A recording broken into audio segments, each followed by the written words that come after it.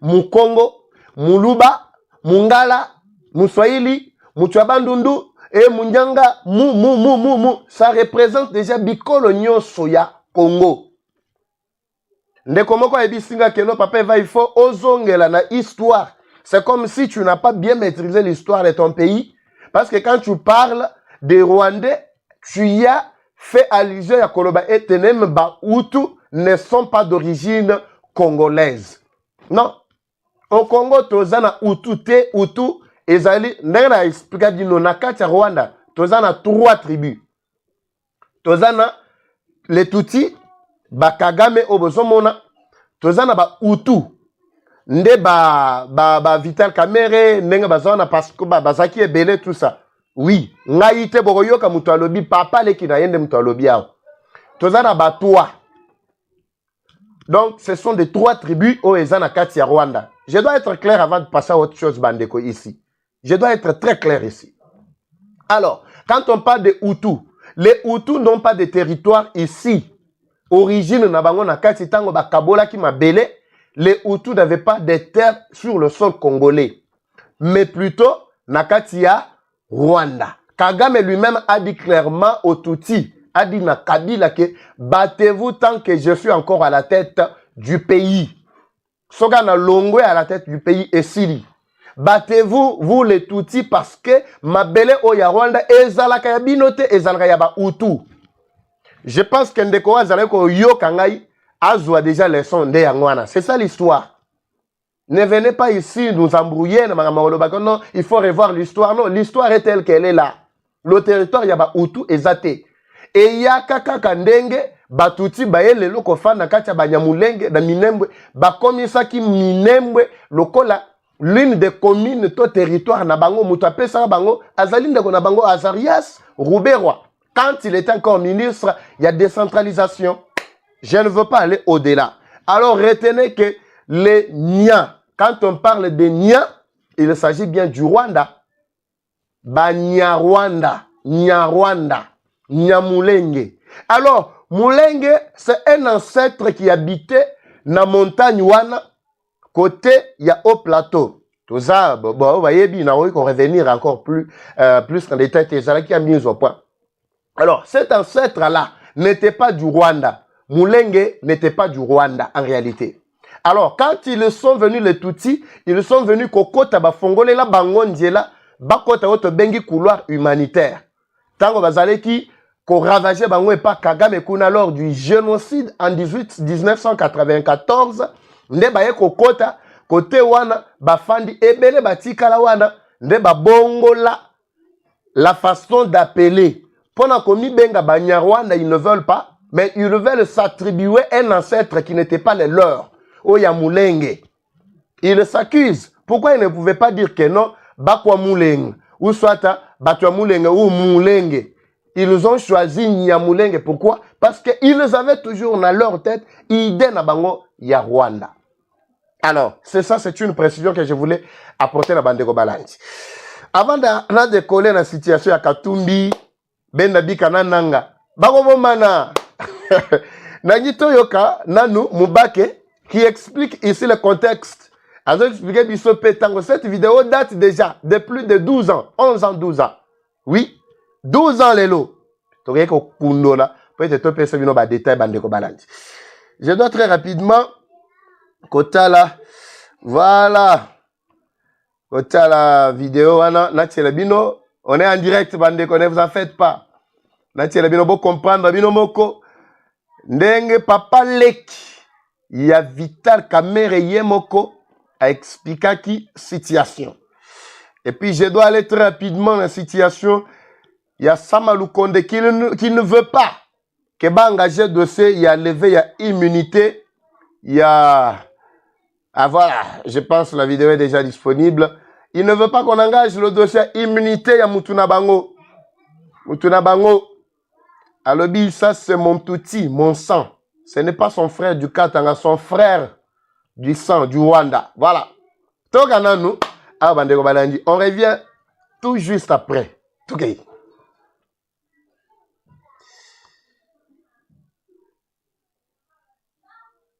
Kigali po Tshisekedi tosa balobi so ezate et apparemment ngape na yoki neti so ezate bandeko boy biso nanu est-ce son ezate c'est parti nabi kamere oyo boza koloba kamere nga naza na Kigali ngai naza na Kigali po Tshisekedi tosalaki ASD Alliance pour la sauvegarde du dialogue intercongolais emema biso na Kigali na sala 2 ans kuna donc nayebi batu nyonso wana nayebi bango ezala mokolo moko boye na tongo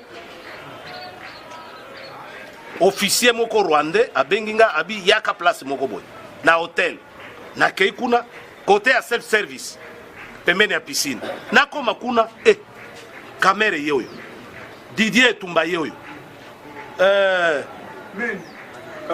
Katumba Mwake yoyo donc les grandes personnalités de l'époque à Kinshasa. Oh. Alors, leur bango va moningai va comprendre que Rwanda va piéger bango. Pour les co wana ezalaki invasion Rwando-Uganda burundaise. Invasion Rwando-Uganda. Sikoyo kamere lokola munoko na ezalaka pete boye soko diare. Abinanga Mubake toi ici. Nabi, non, c'est à moi de te demander. Qu'est-ce que tu es venu faire chez l'envahisseur? Rwandais bakatena koseka. Donc, tout le monde va comprendre que piéger qui bango na kokuta bango. En fait, les attraper en flagrant délit. Baza kolia, telemi, Rwandais bakomi koseka. Natanga kutu kombo ya Rwandais moko ya kufaki karege ya Patrick. Oazaki responsable de la sécurité la bango azalaki wana. Sikoyo bango batelemi bazokende kamera azokende boye namoni papa mibale bazoya baya kopesa embote papa na bazoloba Kinyarwanda mais devant témoin yempe atelemi sikoyo amoni akorevese alingi amema bango musika bazoloba na Kinyarwanda bapesa ni yambi na bango wana bapesa na kawana yempe bandiko loba na munoko et puis akena bango musika Karege alobi nanga omoni papa leki na ewa. Mais na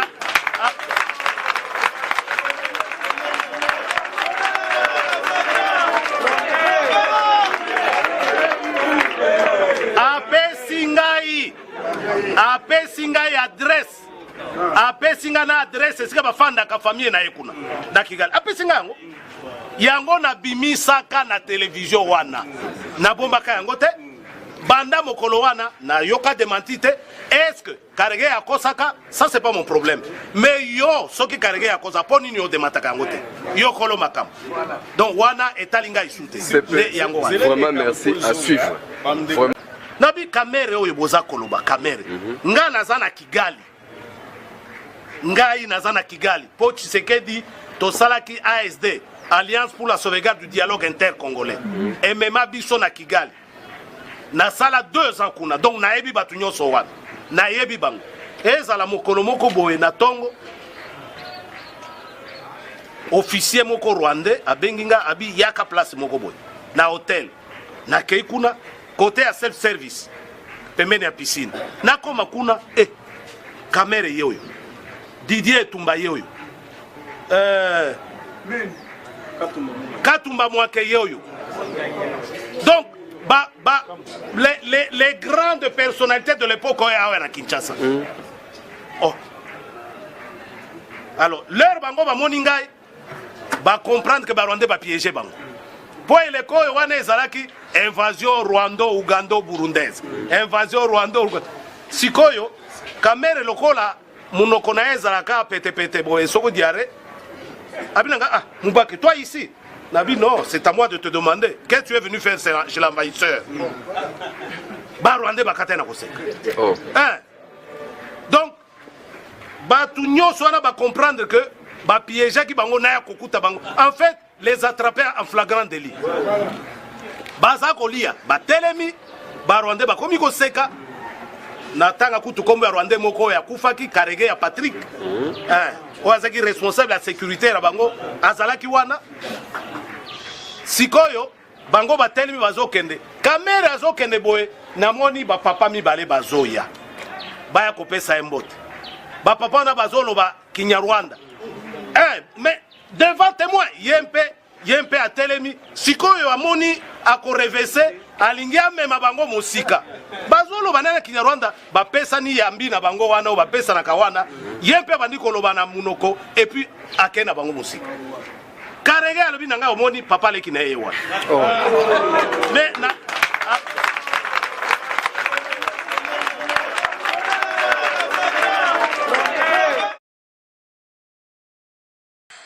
Très bien.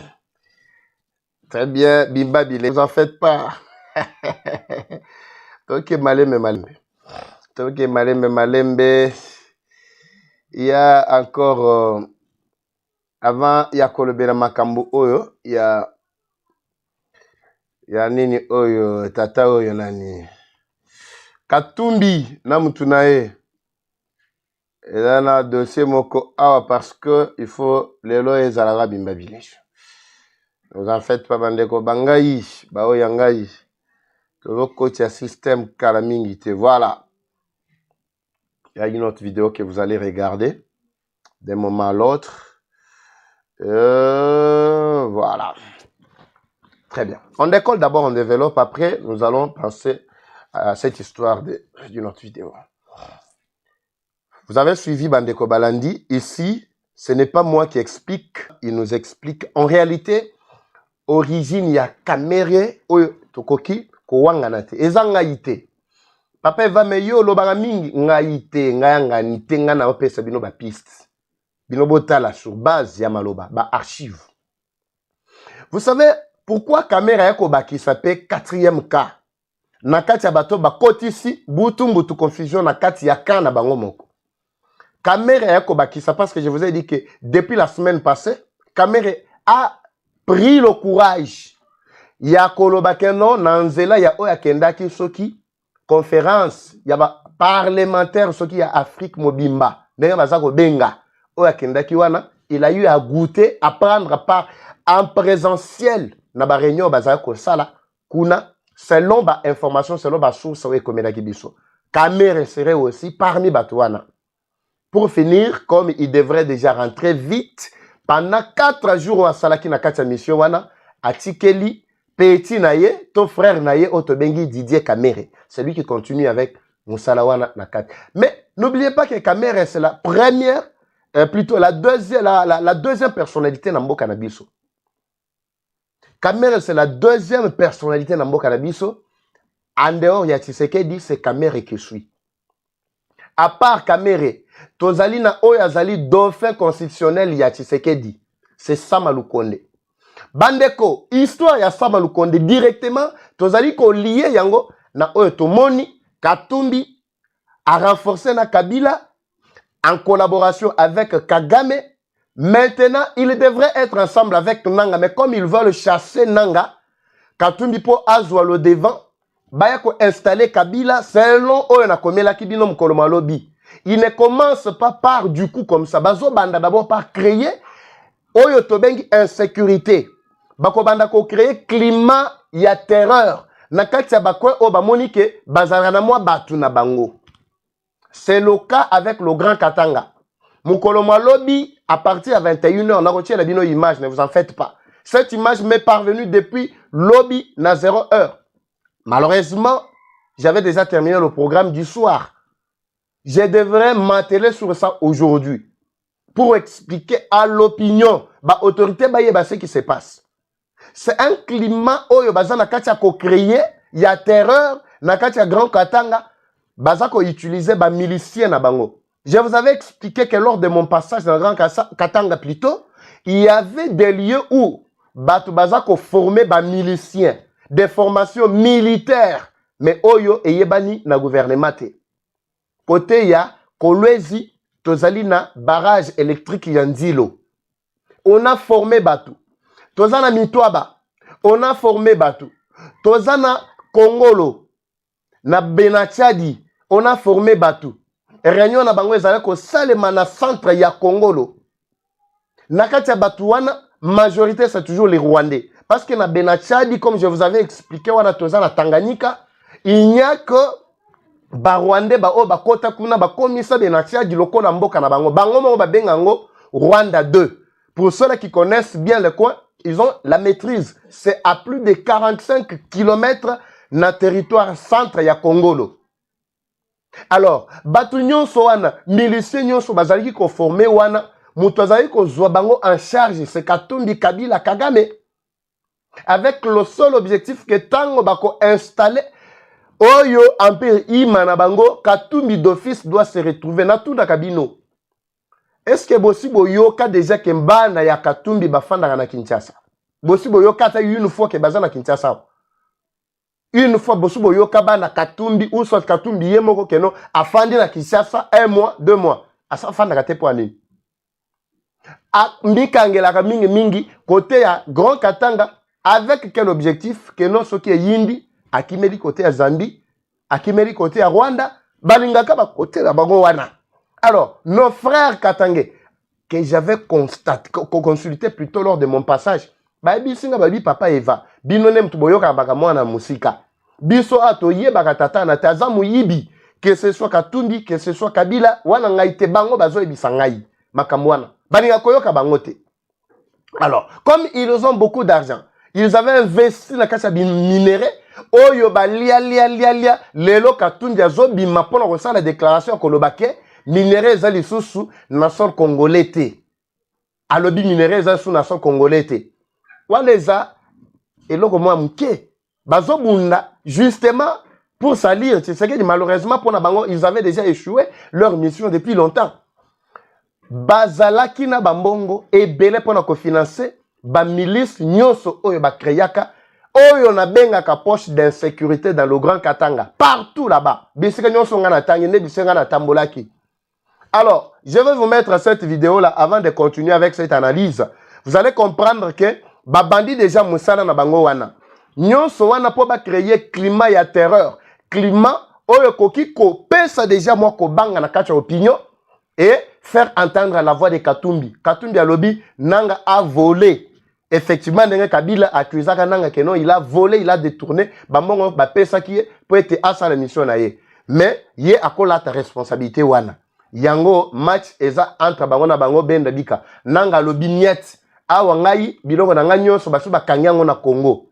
Je n'ai plus où aller. Ngai na batu na ngai. Awa kasoto silani. Oui. Basilana. Pour aventure na bango wana ezo sila kala mingi te. Na nibo yo ka vidéo oyo bandeko très rapidement. Pour comprendre que il y a un problème. Il y a un problème. Sorry. Qu'est-ce qui se passe ici? Voilà. Pour comprendre qu'il y a un problème OEP bango qui peut les caisser. Bazoko gali sous-souté. Je dois vous mettre très rapidement cette vidéo là. Voilà. Vous allez comprendre ce que je vous dis sur base d'éléments autozana yango parce que et comme déjà Bendabika il crée maintenant ba poche d'insécurité belé. Moi je sais de quoi je parle. Nganaza mutoto ya Katanga lors de mon passage j'avais investigué pekala mingite na ozonga lisusu wana. Oui. Papa tout. Voilà. Je pense oui, la vidéo est déjà disponible. Vous allez voir. Ba milicien ya Katumbi, Kabila, Kagame pour semer la terreur dans le Grand Katanga. Après pour à se faire entendre, ba pesa yanzela, azwa tête ya AFC. Bisoto zakunate. Bonjour bino. Bon, on a cette petite vidéo de moins d'1 minute. Et puis on continue Bandeko Balandi. Pour comprendre barouage. Otobinga barouage. Oui, papa, tout patinel. Tout patinel, pour nous ça il y a 21h. Nous Lubumbashi Antoine Atinel. Papa nous kunaona ba ni armée banaitaka armée rouge. Abota bani ba vagabond. Bashakuyala pasana. Ikuzompola banamuke ma téléphone, ma sacoche. Anazompola aningia mukaya bukumba. Kama tu amwangalie mambo bien, donc bitakuwa le plus pire. Ni muyua, ushiku, donc passage ya ifashi inakuwa bantu encore vraiment en insécurité. Au moins, quand l'autorité, banangara i mambo i.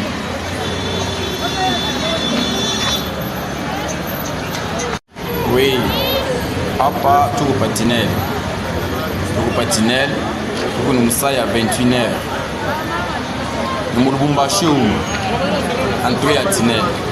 Hapa no kunaona hapa ni armée banaitaka armée rouge. Abota bani vagabond. Bashakuyala hapa sana. Ikuzompola banamuke ma telefone, ma sacoche. Anazompola aningia mukaya ya bukungu. Kama tu amwangalie mambo bien. Donc bitakuwa le plus pire. Ni muyua Ushiku, donc passage à Ifachi, il n'a pas vraiment en insécurité. Au moins, quand l'autorité, banangara i mambo i. Voilà. Cette armée-là, armée rouge, ça n'a pas commencé aujourd'hui. Armée rouge, moi je me rappelle à l'époque, Nazareki Kotanga, na Lubumbashi. Basero Nazaki étudiant à un certain moment. Alors, Ezakina armée au Bazako Benga, armée rouge na kati ya zone rouge. Mais à cette époque-là, Ezalaki ba confusion ou ba homme politique, bazaleko tout isaka bango. À cette époque-là, Katumbi bazako yo kanana Muyambo te. Muyambo azalaki na base na côté Muyambo o abungaki wana. Oui. Azaka na base na côté ya nini? Côté ya Katuba. Katuba côté Tchaki, parti politique naïe. Lors du retour Yamuyambo, pour ceux-là qui maîtrisent bien l'histoire, je pense, et cause à la 2012-13, voilà, intervalle 2012-2013, si je ne me trompe pas, bah yebi. Tango Katumbi Azalaki gouverneur. Katumbi était en train de nourrir sa milice, Ozali Kobenga, bateau ya mama. Oui. Kaka bateau époque, on a ne baoko yeba. Bao peut-être épée sika profiter aussi de l'occasion. Bateau ya mama. Aye, baye ko pesa bango ba kombo baza ko balusa pe ba kombo au fur et à mesure que bazo évoluer na makam na bango wana. Il avait créé donc Muyambo avait créé aussi sa milice justement dans le but d'avoir un équilibre sur la scène politique. C'est ça les politiciens. Muyambo azalaki soi-disant en exil, mais quand il a annoncé son retour na RDC par Katanga a invitaka ba chauffeur ba moto ba kendaka tout ça ba tebele ba kendaka armé na bango wana. Et salaka mobulu mukolo wana bakutanaka na oya Katumbi. Alors cette armée là du côté à Katuba. Bao bayebi Katuba, bao bayebi ba côté nyonso eza la ba foyer eza kuna insécurité ou ekomaki ya makasi kuna, c'était à cause ya batu wana ba intérêt na bango. Mais Katumbi qui a continué à entretenir ba milice wana aye ko sangisa bango nyonso ensemble ba bengi bango armée rouge. Muto azalaki lokola parrain direct na bango, c'était Kanambe. Oh, bozana katia komona lelo partout a créé yango pe na Kinshasa. Ba kuluna bomoni o mingi mingi oyo Kabila mutu a créé kuluna o bozomona na katia Kinshasa. Oui, c'est une insécurité montée complètement pour détruire. C'est avec objectif pour mettre à mal le pouvoir qu'il y a après bango. Parce que batu ba komana bizaleli moko keno soki bazana moi milice na bango et ko banda ko nourrir un peu vie politique na bango. So bazana posa eloko moko attaque moko boyale babalusi ba bengi bango. Mais ici ça commence à devenir de trop bandeko balandi. Ici j'interpelle les autorités. Les autorités militaires, sécuritaires na kati ya Lubumbashi. Insécurité au bozomona oyo ezali orchestré par deux individus. Oui, par deux individus. Il faut botaler le biso dossier oyo na kati ya Grand Katanga. Et particulièrement dans centre-ville. Image au bozana kati ya komona wana. Sorry, image wana tozana tunnel, bawo ba yebi, tozana tunnel. Et puis cette milice là peut attaquer même la journée, bazo attaquer yo.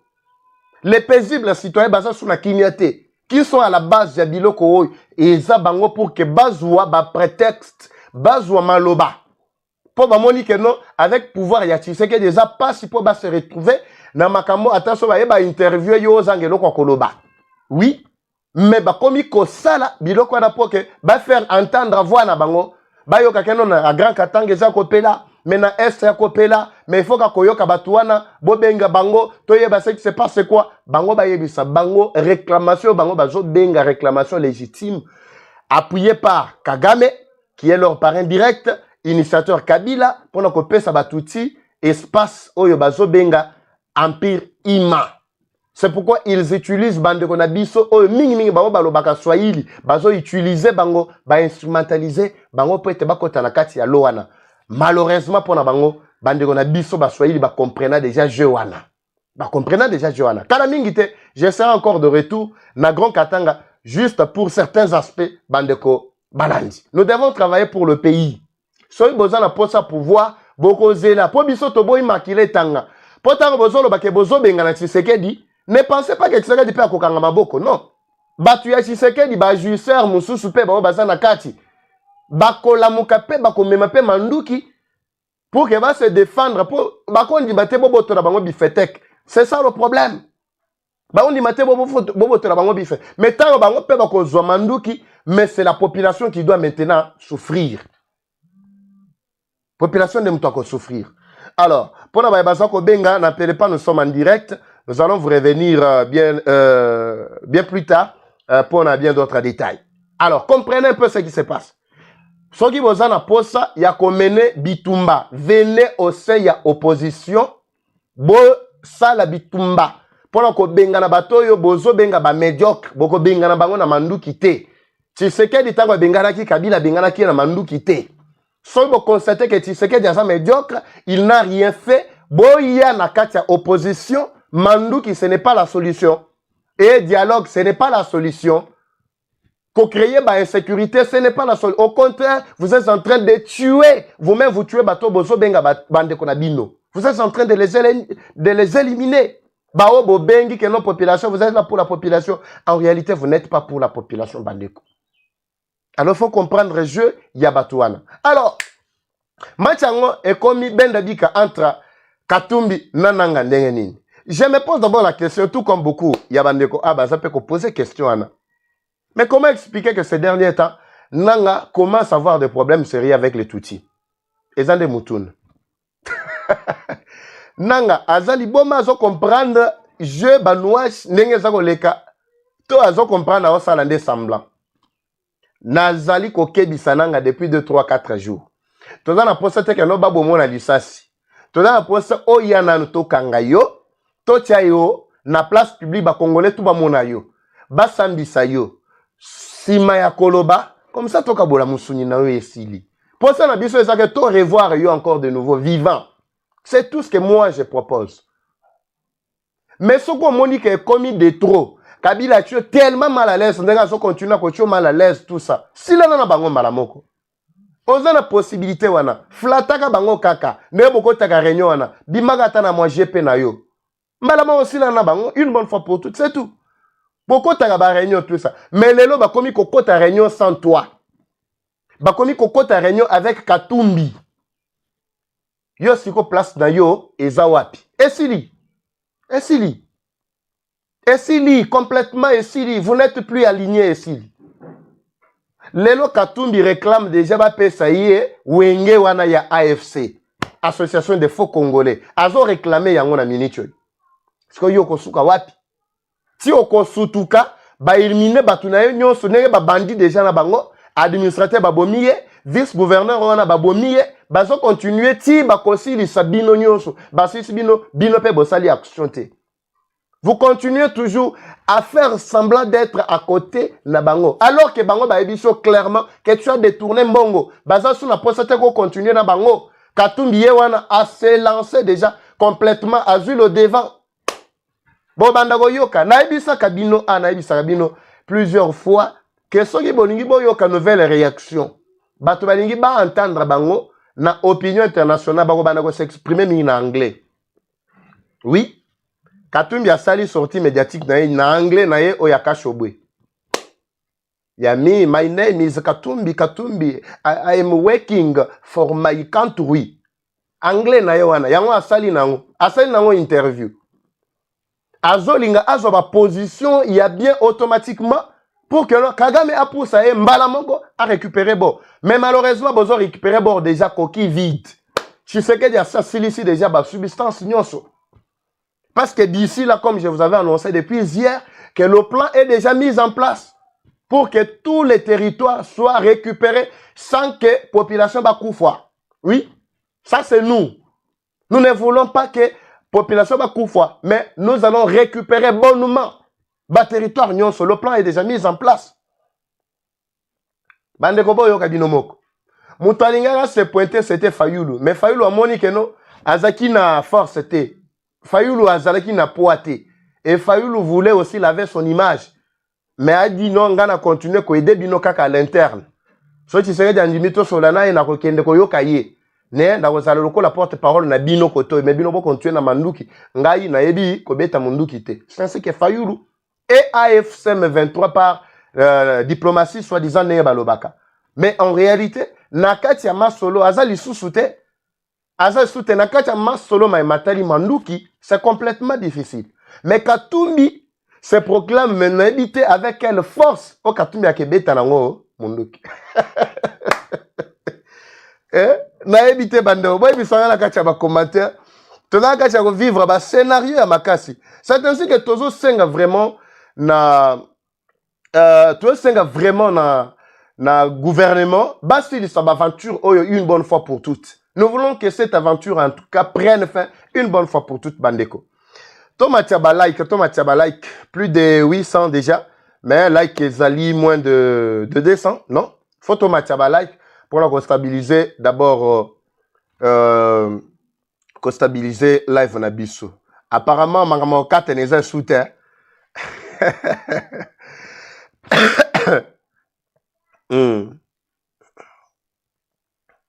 Oui, le problème c'est que nous vivons Makambomoko un peu compliqué. Oui, bon mataba like. On se pose la question koyeba. Et là on est ici la kate. Namboka na biso to sala bango nini non. Richesse to zanango.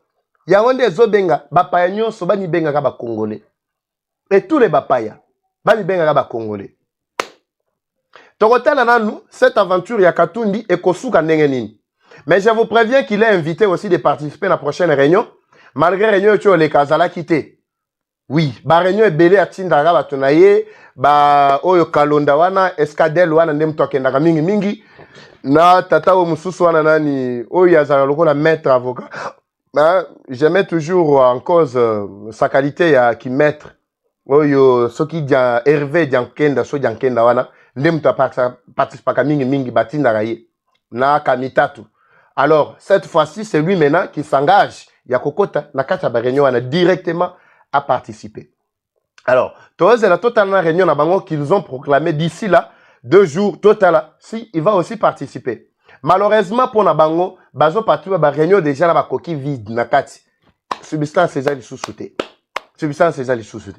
Mais moi ici je demande à batu yananga ba comprendre déjà que awa les Tutsis qui sont nés sur le sol congolais continuent à appuyer sur ce qu'il dit. Mais Kagame lobi que non azali ko protéger bango. Mais ceux-là qui se donnent ba o baza ko mitika lokola ba faible ba zone ndima na maloba Kagame nde ba o baza ko landa nanga. Mais epesi confusion entre bango bazo kantiake non batuti oyo ba botami na mabele ya Congo ba o baza ko landa nanga. Il travaille en collaboration avec le gouvernement congolais. Kagame commence déjà à considérer bango lokola ba ennemi. Attends ba bengi bino ke bokende ko rejoindre AFCM 23 eza ndepo basili sabino. Natangela bino déjà document depuis jour wana lobipe j'étais revenu sur le même document. Koyebi sabino comment le plan est en train d'être mis en place pour être basili sabino nyonso. Tous les Tuiraneo et Banyamulenge tout ça comme vous voulez vous appeler là-bas. Ba o nyonso na ba aussi sabino parce que le début a déjà commencé bandeko balandi. Nabandi Nagosuga awa pour les lola qui salaire ya makasi. J'ai un tupi à Kinshasa. Na Kinshasa te pour la bandeko ba ko tuna na mo mi tune belé awa. Je reviens à Kinshasa peut-être dans na mikolomike oyo 2-3 jours. Mais sans un dossier à Kinshasa oui au bengi. Toza wana. Mais na bimi nazana no na bamboka binomo boyebi nazana bamboka depuis un certain moment pour que na si ça makambo nazana kacha ko sala. Pour na ba benga biso pona produit ya Maxi, ça ne nécessite pas forcément ma présence. Maxi c'est une marque déposée. Maxi Bien-être, c'est un très bon produit. C'est vraiment une marque déposée.